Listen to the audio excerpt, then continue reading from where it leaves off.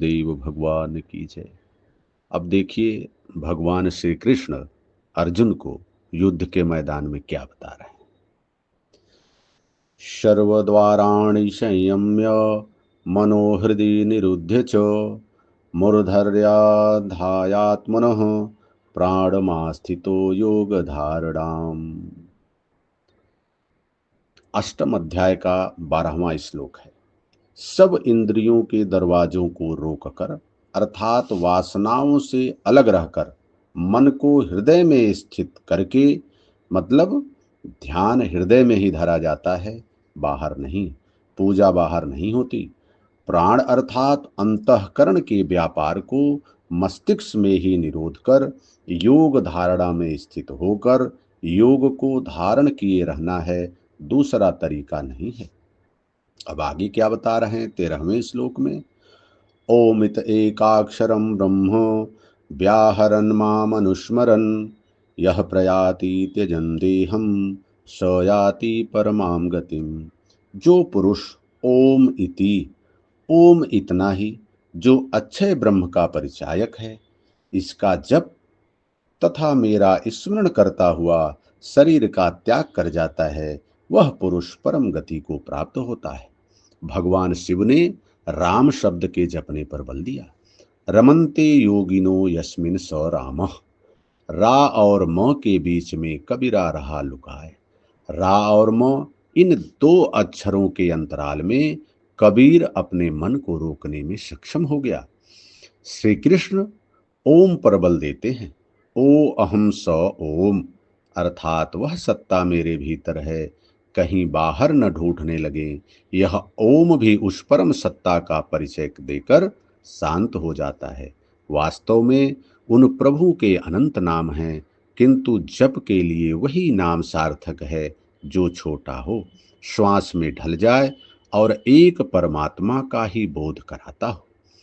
उससे भिन्न अनेक देवी देवताओं की अविवेकपूर्ण कल्पना में उलझकर लक्ष्य से दृष्टि न हटा दे। भगवान देखिए अब युद्ध के मैदान में अर्जुन को क्या बता रहे हैं। अब आप समझिए कि युद्ध का मैदान क्या है। युद्ध के मैदान में भगवान क्या बता रहे हैं। भगवान ने अपना नाम जपने के लिए नहीं कहा, उन्होंने कहा ओम का जप कर और मेरा ध्यान धर। मतलब भगवान ये नहीं कहे कि कृष्ण कृष्ण या जो भी हम जपते हैं, अगर हम गीता को भगवान द्वारा कही हुई विद्या, शास्त्र, जो भी आप हिंदी में अपना शब्द जितना अच्छा से अच्छा बोल सकते हैं, अगर वह मानते हैं तो भगवान की बात भी हमें माननी होगी।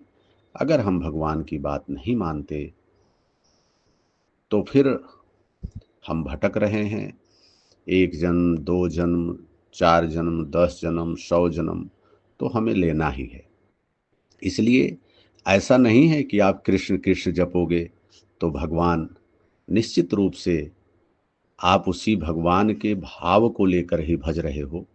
उसका जो आपको पुण्य है, जो फल है, जो आप मांगोगे वो आपको मिलेगा। लेकिन वह भगवान कहते हैं कि यह अविधि पूर्वक है अर्जुन, यह अविधि पूर्वक है और इसी लोक का बंधन है और इसी लोक में नष्ट हो जाता है। लेकिन जो मेरा भक्त है, जो सिर्फ एक परमात्मा की पूजा करता है, जो वह बता रहे हैं उसका पालन करता है, वह कभी नष्ट नहीं होता। अगर उसका शरीर छूटेगी तो अगला जन्म जब पाएगा तो एक साधना जो उसकी एक कदम भी अगर आगे बढ़ा है तो दूसरा कदम ही बढ़ेगा। ऐसी कोई सत्ता नहीं है जो उस कदम को पीछे कर दे। वह एक पैर का आरक्षण आपका स्थायी हो गया है।